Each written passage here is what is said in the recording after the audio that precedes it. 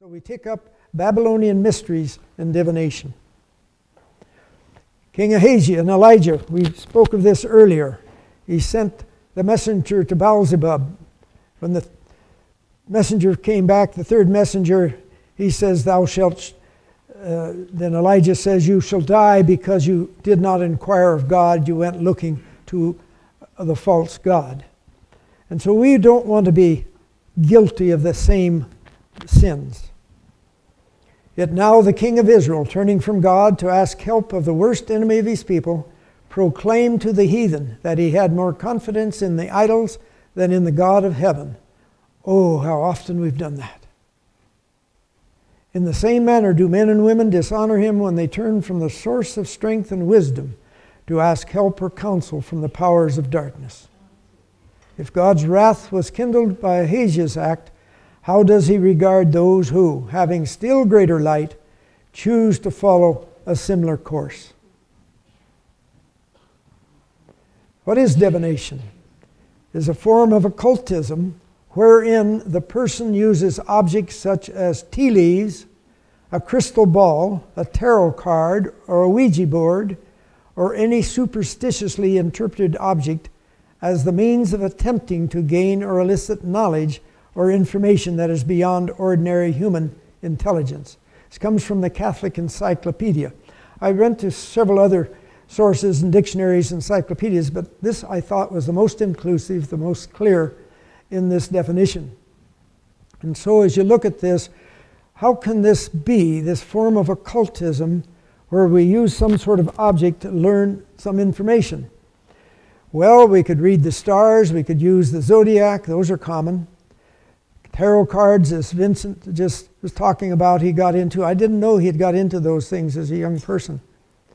Palm reading, crystal balls, seances, all contributed to the use of divination in daily life. Well, back in many days ago, even to where they drew the blood out of a person for medical reasons, they would use astrology and some sort of divination to find the spot to draw the blood. It was rampant. Greek mythology, further ties between the serpent power and a magic rod were made when Apollo handed over a wand to Mercury, or to Hermes, as he was called in Greek. Remember, that was Cush. And there is the magic wand with a couple snakes climbing it. There was the god of healing, Asclepios, of Greek times. They had about 200 temples. I visited one in Pergamus, in present-day Turkey. The Bible says Pergamus where Satan's seat was. There was a big temple there, a big healing medical school. They had an amphitheater that seated 2,500 people in the medical school. And the ruins are there, and they had these serpents chiseled into the stone wall, and the stone things around there with the serpents climbing up and being the healers. It was the story that they used to let snakes and serpents crawl among the patients, supposedly as healers. But divination, the word Iridology, and Radionics, we want to look at these. Let's look at Captain Vosam. At the time of his service in the Navy of the Republic of Vietnam, he was a captain. And the Vietnamese Navy had a little clash with the Chinese after the war was a certain degree and moved along. And the Vietnamese boat got sunk. It was maybe 1,400 miles away from the main center. And they had heard that there had been a message received that they had climbed onto some rafts, the crew, and the boat sank. But where were they out there in that ocean? They hadn't got the message as to where they were. So Captain Vosam, his father had been a dowser. I keep doing that. Been a dowser. And he had accumulated the knowledge and ability. So he took a map of the South China Sea, and there he dowsed out where the raft was. And day by day, he kept following where they would drift to, and he could mark it on the chart. They weren't able to get down there with their ships for some reason. But after about the 4th day, a merchant ship picked up the crew on the raft right where he had doused them that they would be that day. You could bring into him something that a person had owned that now was captured by the Viet Cong or by the North Vietnamese, and he could find where they were in country, what prison camp or so forth. He could do marvelous things.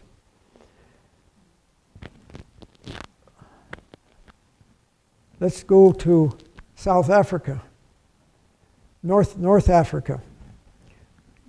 Patton, with his crew of army, was going across the desert, and they had to haul water 200 miles for the moving army, and he wanted water. They dug wells out there and could get nothing. And so there was a Ralph Harris. He was a captain at the time, and he says to his superiors, "Get me into General Patton. I'll solve the problem." So they eventually got him up to see the general. And of course, General Patton, he's a believer in these occultic things. He believes he's a reincarnated warrior and so forth. And Ralph Harris says, "You get me a willow stick and I'll find you some water." All right, so Patton picks up the phone and he calls the Air Force and he says, "I want a whole willow tree." And something was said on the back, "Get me that tree." So they brought him a tree. And he got the stick, and Ralph Harris went to work. He found 2,000 gallons a minute in a river going understream. Going across North Africa, 17 times he found water like that with dowsing. Amazing. Now, Gordon McLean, he lived in Portland, Maine. He would go out to the port where the lighthouse was, and you could ask him where the next ship going to show up on the horizon. And with his dowsing equipment, he could find it and he'd know the direction it was going to come from. And then you would ask him, "How long will it be before I see the ship?" And with his dowsing instrument, he could find the time that it would take. And at that particular predicted time, it would show up. Then you would ask, "How long will it be before it comes through the harbor, into the harbor?" And again, with his dowsing instrument, he would tell you the time that it would be coming across. And so here's the Portland Harbor with the oil ships and so forth in there. This gentleman, Marshall Trow, he demonstrates his pendulum ability by, he's a mechanic. And they have in his town a contest yearly as to which mechanic can find the problem with the car and fix it the fastest. He seems to win year after year by using a dowsing instrument to find the problem in his car. Now there's a little book.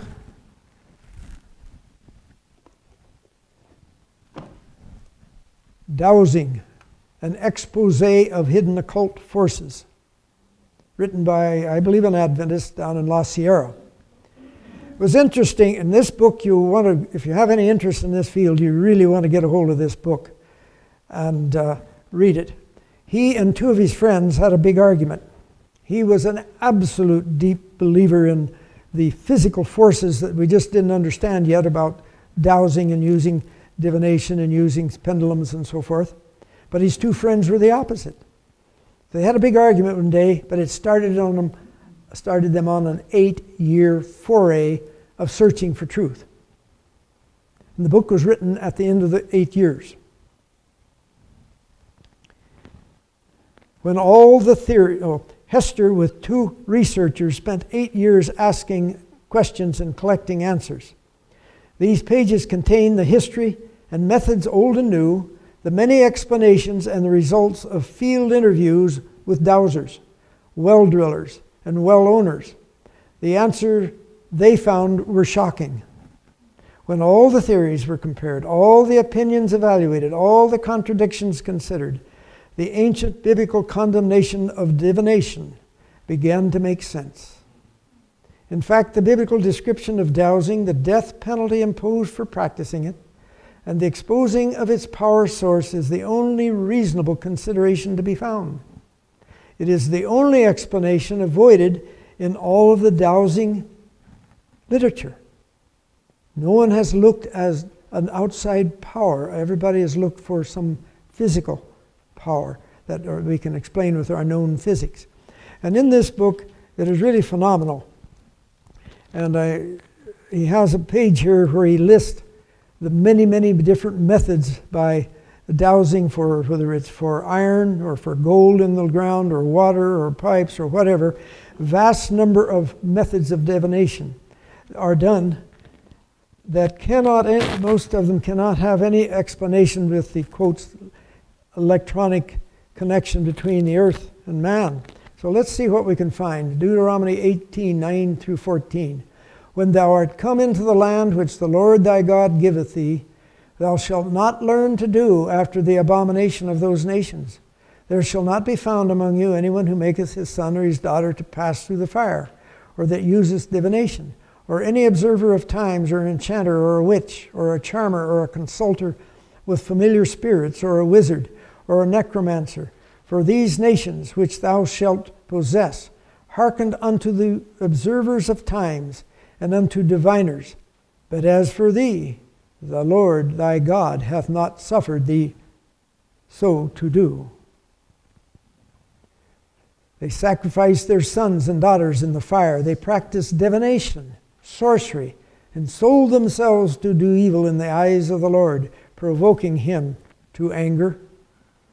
My people ask counsel of their stocks, and their staff declareth unto them. They consult a wooden idol, and are answered by a stick of wood.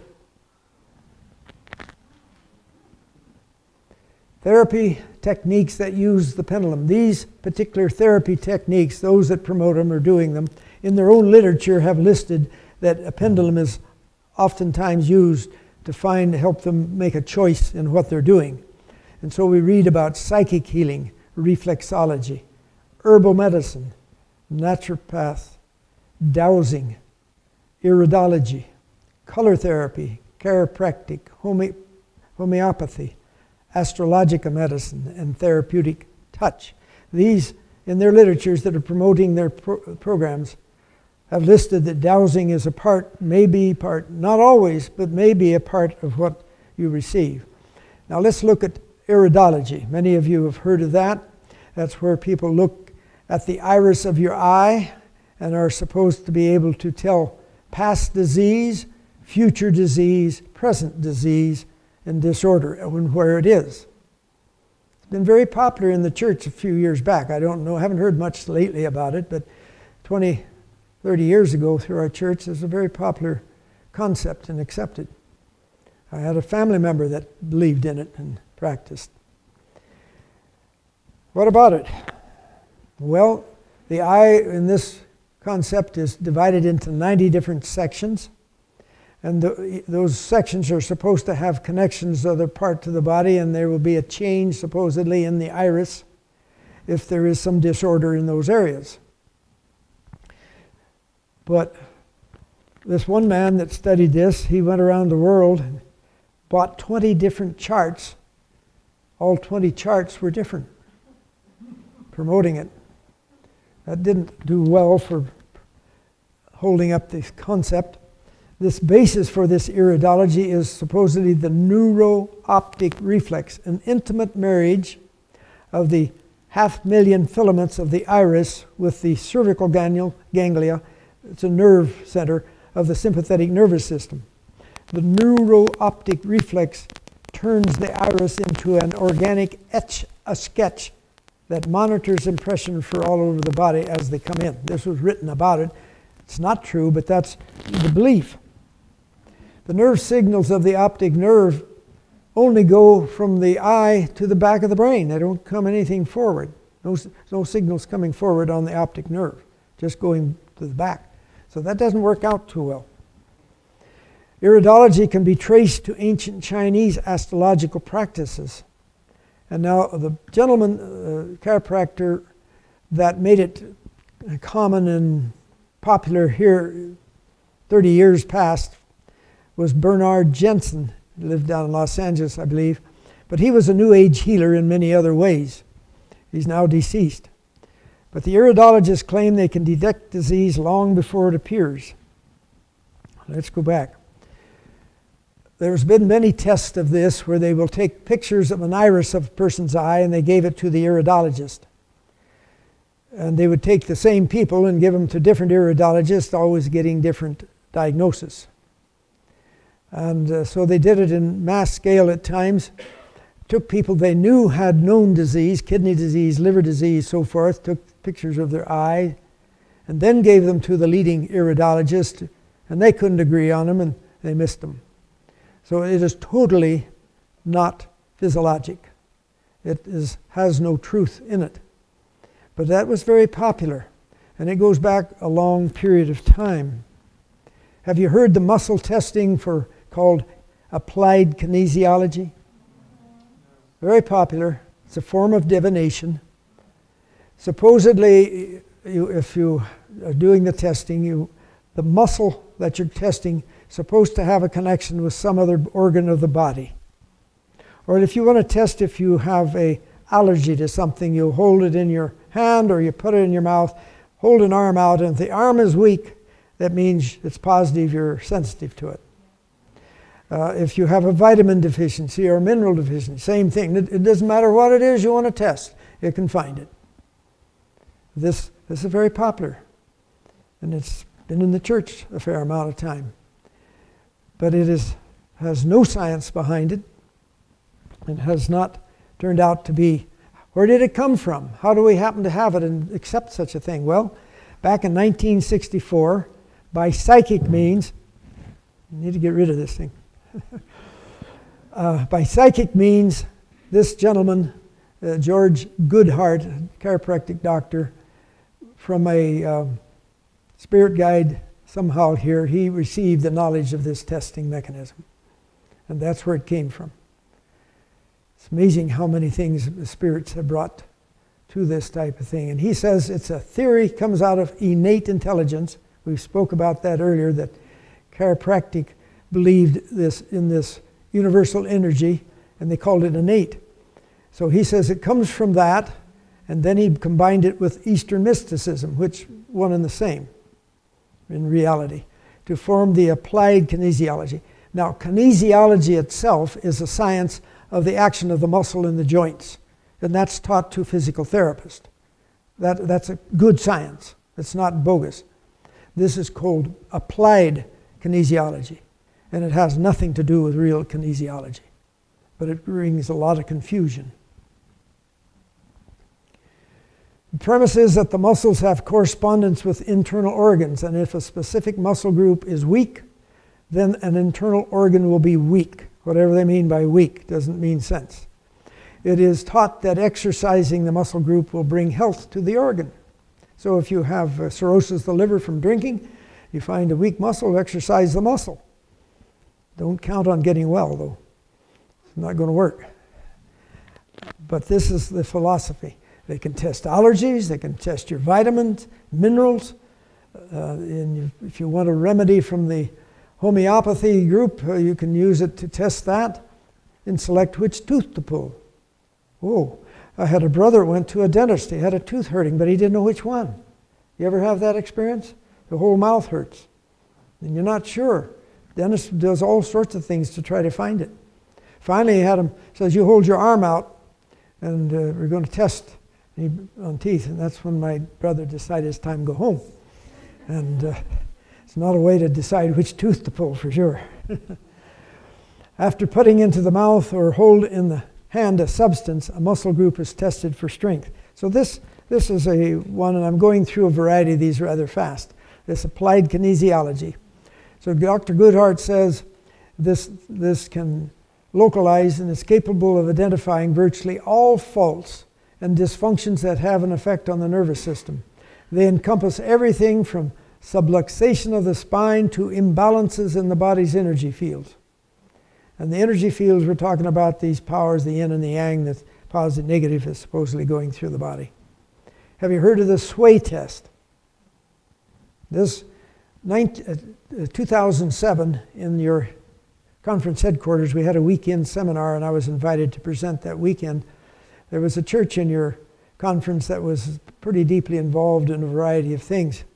And so Dr. Sloop and Dr. Harding had formed this program, and they invited me to present. And this one church was practicing the sway test, as along with some other things. If you want to know if this watermelon is the one you want to buy and that it's ripe and the right, you hold it against your abdomen, and if it's positive, you lean forward. If it's a bad one, you lean backward. You're pushed back. This was being used. And any other thing you wanted to test, same. Psychometric, the radionics, using machines. The theory is that all matter, this is the only place that this theory is in the occultic beliefs of the things we've been talking about, that all matter radiates impressions through the subtle energy. That's those faster than light energy that we talked about. It's called subtle energy. That the impressions through the subtle energy and may be perceived by a psychic or a machine. A psychic, that's one that's connected with the occult and may perceive certain things. So psychometry, the clairvoyant sensitivity, whereby the psychic touching an object can pick up impressions of the life and experiences of the object's owner. So you bring in a comb that you've been using, and the psychic can feel that comb, and he can give you your history or your diagnosis if need be. But that's a little, people question that, so let's use a machine. They don't question the machines. So they can put the comb in a machine or do certain things with it, and it may give you a diagnosis or give you the history. Psychometrics aided by a mechanical device. So we have different names for some of those machines. Black boxes, that was the first one that came out from England long ago. Had a bunch of dials on it, and you would send a saliva on a little glass slide, and they would put it in the box in the machine, and dials would spin, and it would tell you what the problem was, what to do, so forth. And it could do it 1,000 miles away. You didn't have to send more samples, and it'd keep telling you what you needed to change. It's unbelievable how good these were, supposedly. The zapping machine, a little instrument sold down in Southern California, that supposedly cancer was caused by certain parasites in the colon. And this machine would be able to measure and tell you what type of parasites, and it would do some sort of electrical zapping to clear them out and cure your cancer. A lot of those got sold. The cell comm system, something I don't know quite as much about. Electronic acupuncture was done. And have you heard of the Royal Rife machine? How many have heard of that? Show me your hands. On there. What was that? Comment? Okay. Yeah, that's a machine that was produced by Royal Rife, a gentleman. He was a very high scientist, but he also was a clairvoyant. You know what that means? He kind of could have visions. He could see things in the stratosphere that the rest of us couldn't see. He had special intuition. He was connected, you know. This is what it amounted to. But a very brilliant man, and made microscopes, and eventually found that he says he produced one that he sells, or that's being sold today, that can measure your vibrations, measure your frequency coming out. In each organ, each place, certain types of disease supposed to produce a certain frequency. And the machine is supposed to be able to measure that. And not only that, if after it measures it, makes a diagnosis, it can zap back a frequency that cures you. Now, I know a little bit about this because there's one in my family promoting this.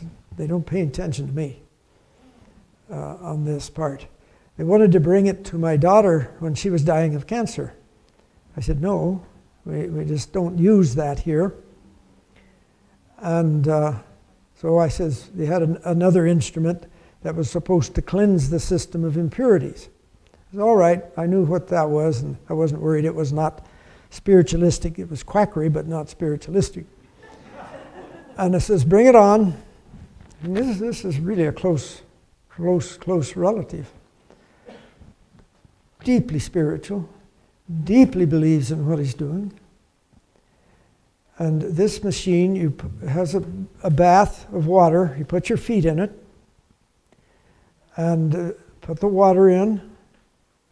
Then you put a little salt and you put some electrodes. It comes through a machine that gives you direct current instead of alternating current. It's like sending your iron off to have it nickel plated. It's doing electrolysis. It's moving things through the water. It's high school physics. But after a half hour, the water is brown, black flecks floating, there's froth bubbles. It is extremely impressive. That's taking the toxins out of your system. $30 at a whack. And I said, okay, we've seen that now. Let's clean the vat, totally clean it.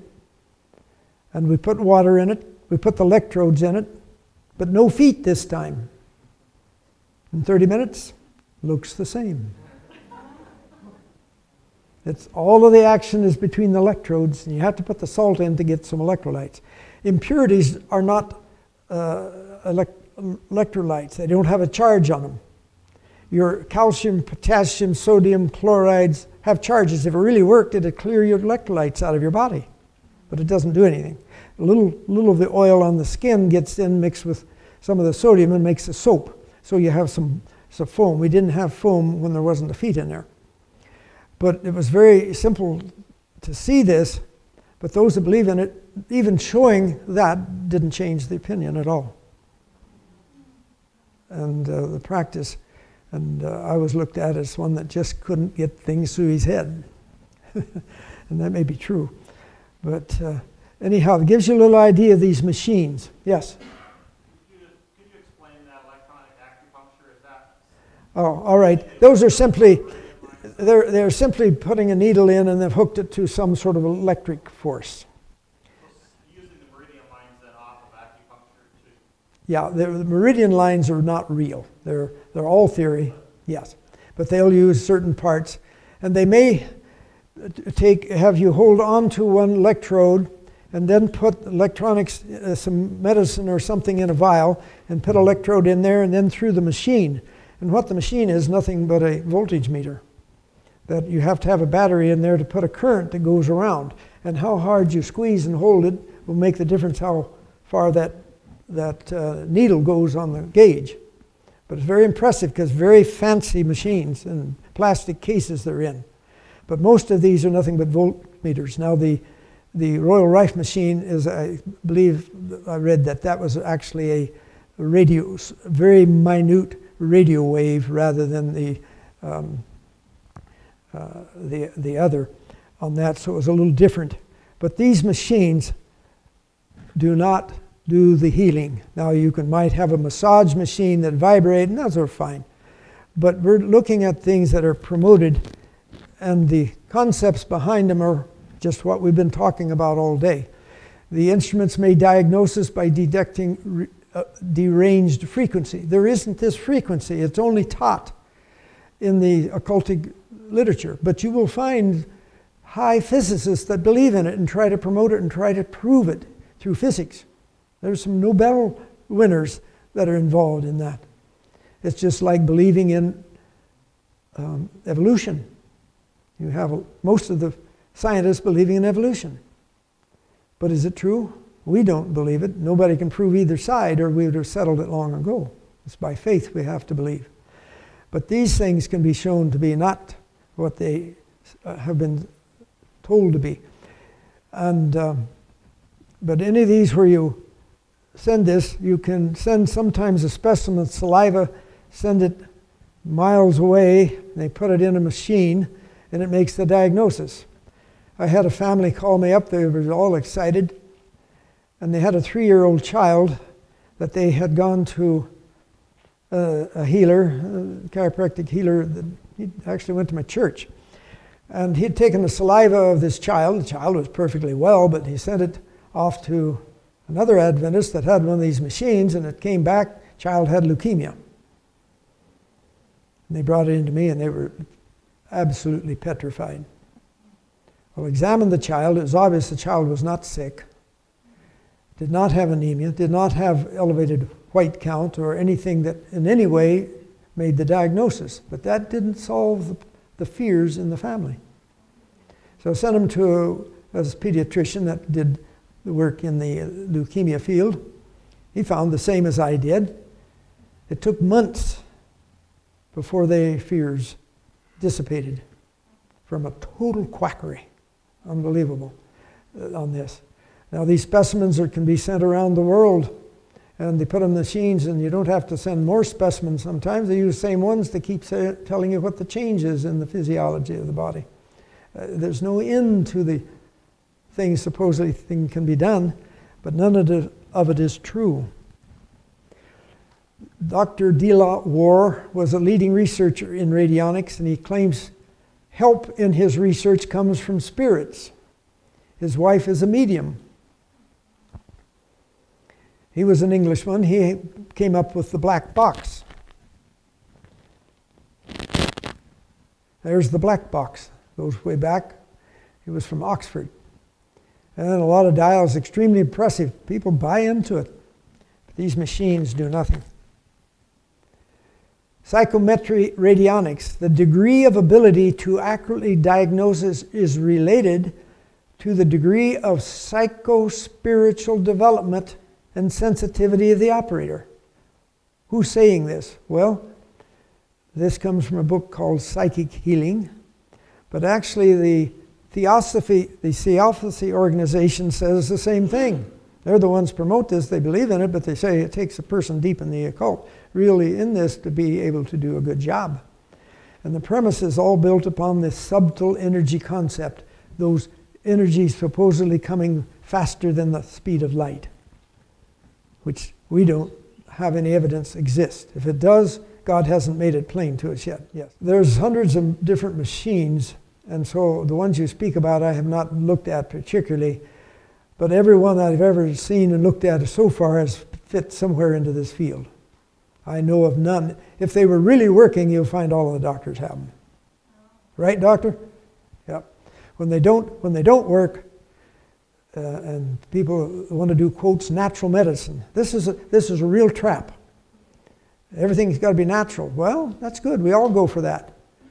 But a lot of things are not natural that have that name. And they need to be questioned quite a bit. They're quite unnatural. All right, so here we have this, the pendulum, the divining rod, the radionic machines come under this radiesthesia. The mystery of healing. This comes from the Theosophical Research Center publication. That means that's the organization itself. And it says, diagnostic or therapeutic results depend upon the psychic capacity of the operator of the instrument. The psychic capacity. Where is he in the occult? Is he hooked in deeply or just trying it out? The pendulum, the divining rod, or the machine.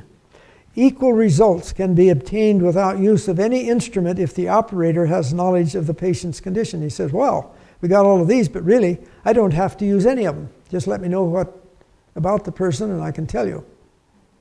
You don't need the tools. The claims made that methods are based on physical science and its known laws cannot be substantiated. What's that say? This organization, Theosophical organization, that says these things that people claim are real physics can't be substantiated, and elsewhere they say that does them detriment for people to make that claim because they are a psychic organization. They're not trying to do it by physical means. It's not their desire. And this comes from the organization itself. Well, here's a very fancy machine. They put vials of medicine and the electrode in it, and that through the machine and back to the personal hand on each. And if it goes through, the electricity goes through well from a battery, and certain things they can read. The dial will do certain readings and so forth. There's a great variety of these. I don't know of any of them that are true. Do you know of any, Dr. John? No. So just don't put your confidence in them. Here's one. You put your feet on some electrodes and your hand onto a couple of them.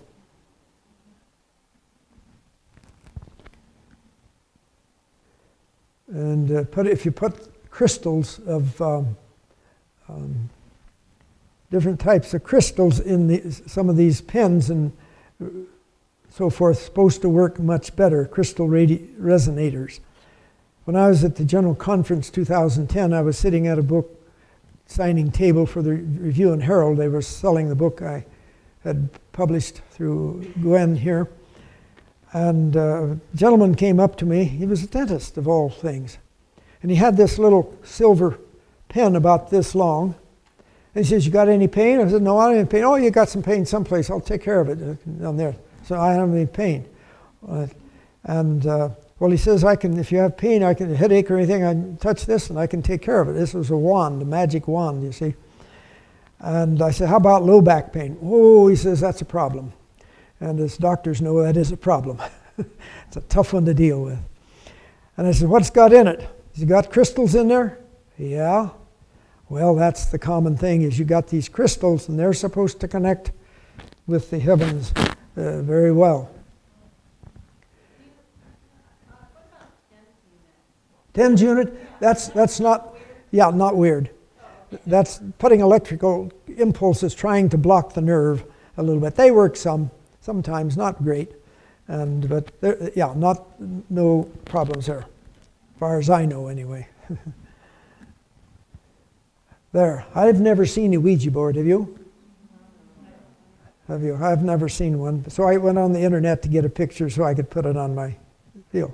What's different about a Ouija board than any of the other divinations we've been talking about? In divination, you can ask any question in the universe, and you can get a yes or no answer. With the Ouija board, you can get numbers and letters, and you can spell it out. And you can run it yourself. You don't have to have somebody do it on you. But it's a fast trek to connect with the spirit world, too. That's the problem. Here's something interesting, a dragon on a large papal crest in the Vatican Museum. Vatus means diviner. Can means serpent. So the Vatican, the divining serpent. That picture I took out of the new illustrated Great Controversy, the one that has 200 pages of pictures in it. Have you seen that Great Controversy? And it had this in that. The divining serpent. All right. Here we have this from Evangelism, page 607. Angels of God will preserve his people while they walk in the path of duty. But there's no assurance of such protection for those who deliberately venture upon Satan's ground. An agent of the great deceiver will say and do anything to gain his object. It matters little whether he calls himself a spiritualist, an electric physician, or a magnetic healer. And a number of those who practiced magic arts brought their books together and burned them in the sight of all. And they counted the value of them and found it came to 50,000 pieces of silver. You remember that little story in the Bible? This was in the Acts of the Apostle, chapter 19, the city of Ephesus. The people had joined the church, but many of them had not left their magic arts behind when they joined the body of church that time. And they continued to keep them, and maybe they didn't practice, but they had the books still in their possession. These treatises were on divination, and they contained rules and forms of communication with evil spirits.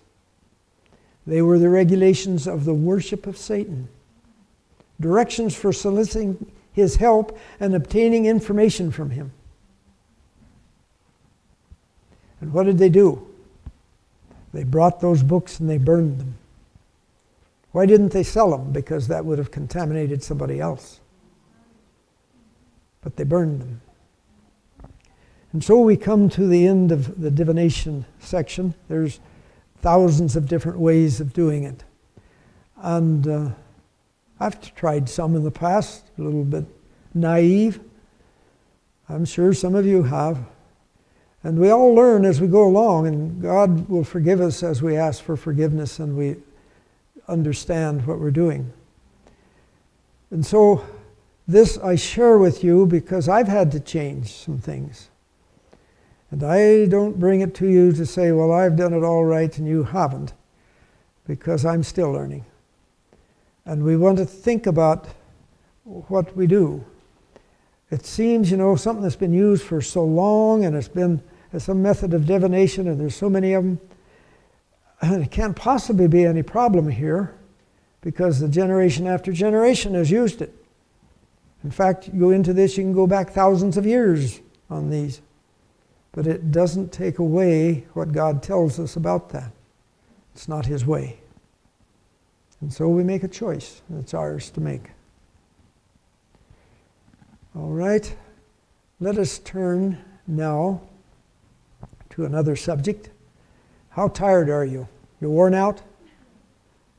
So tired you can't speak. Okay. On that.